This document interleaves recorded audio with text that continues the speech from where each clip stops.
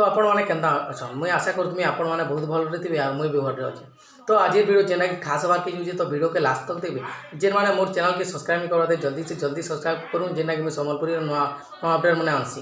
तो आज का जेन पहला झलकटा देखले कुमार सोनू जेना कि आम सम्बलपुरी इंडस्ट्री के पलि जेना कि आम बॉलीवुड बादशाह और आम सिंगर कुमार सोनू और सम्बलपुरी गीतटा जेना रिलीज होगा जो आरके मीडिया चैनल की। तो इन गीतटा दीचन वृंदावन में जेना आम आरके मीडिया चैनल प्रोड्यूसर। तो आमर जेना कि कुमार सोनू दा आम सम्बलपुरी इतिहास के गोटे पलैन और नुआ गीत के फास्ट थर के पहला थर गाबार के यूचन। तो भिडियो के आके देखुन सब बुझार भी।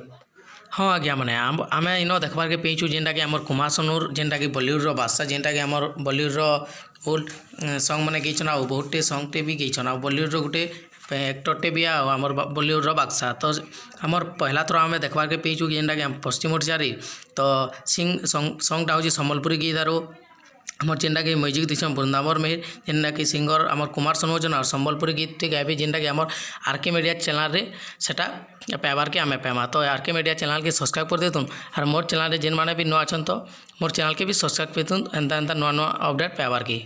तो चलो फ्रेंड्स माने आमे जेनटा कि कुमार सोनू दादार गोटे झलकटे देखिनु।